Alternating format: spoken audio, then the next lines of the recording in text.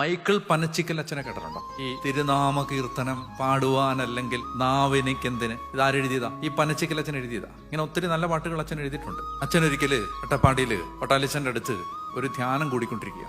അപ്പോ അവിടെ അച്ഛൻ കൗൺസിലിങ്ങിന് പോയി. കൗൺസിലിങ്ങിന് ചെല്ലുമ്പോ സിസ്റ്റർ അച്ഛന് വേണ്ടി പ്രാർത്ഥിച്ചിട്ട് അച്ഛനോട് പറഞ്ഞു, അച്ഛന്റെ ഒരു 3 മിനിറ്റ് പ്രസംഗം ഈശോയ്ക്ക് ഭയങ്കര ഇഷ്ടപ്പെട്ടു എന്ന് ഈശോ പറയും. സ്വർഗം മുഴുവൻ എഴുന്നേറ്റ് കൈയടിച്ചായിരുന്നു അന്നേരം അച്ഛന്റെ 3 മിനിറ്റ് പ്രസംഗം. അച്ഛൻ അങ്ങനെ 3 മിനിറ്റ് പ്രസംഗം ഇവിടെ നടത്തിയിട്ടുണ്ടോ? അപ്പൊ അച്ഛൻ പറഞ്ഞു, ഉണ്ട്, ഞാൻ വിയന്നയിൽ ഒരു ലോക മത സമ്മേളനത്തിൽ പോയി പ്രസംഗിച്ചിട്ടുണ്ട്. 3 മിനിറ്റ് ആയിരുന്നു എന്റെ പ്രസംഗം. അപ്പൊ സിസ്റ്റർ പറഞ്ഞു, അല്ലച്ചാ അതല്ല എന്ന് പറഞ്ഞു. അതല്ല, ഇത് കേരളത്തിൽ ഇവിടെ വന്നു. കേരളത്തിൽ ഞാൻ 3 മിനിറ്റ് പ്രസംഗിച്ചിട്ടില്ലല്ലോ. ഒന്ന് ആലോചിച്ച് നോക്കിയാ അച്ഛാ, വേറൊരു അടയാളം കൂടെ കാണിക്കുന്നുണ്ടെന്ന് പറഞ്ഞു. ഈ പ്രസംഗം കഴിഞ്ഞപ്പോ അവിടെ അടിയായി.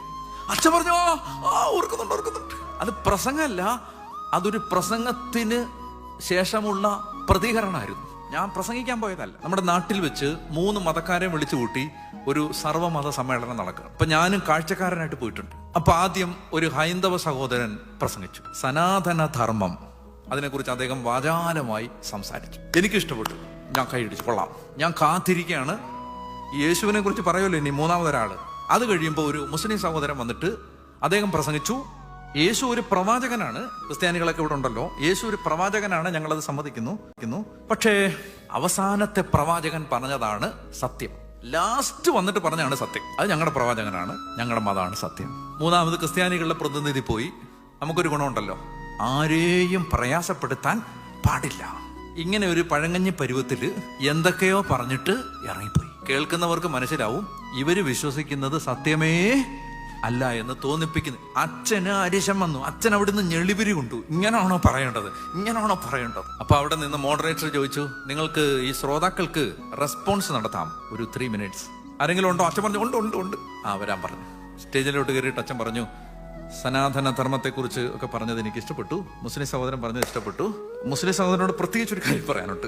സഹോദര, പ്രവാചകന്മാര് ദൈവത്തിന്റെ അടുത്ത ആളുകളാണ്. അവര് പറഞ്ഞതിനകത്തൊക്കെ കുറച്ച് സത്യമൊക്കെ ഉണ്ടാവും. പക്ഷേ പ്രവാചകൻ പറഞ്ഞതിനേക്കാൾ വലിയ സത്യം പറഞ്ഞത് ദൈവത്തിന്റെ പുത്രനാണ്. ആ പുത്രൻ പറഞ്ഞ സത്യമാണ് ഞങ്ങളുടെ സുവിശേഷം. അതുകൊണ്ട് അത് മാത്രമേ ഉള്ളൂ സത്യം.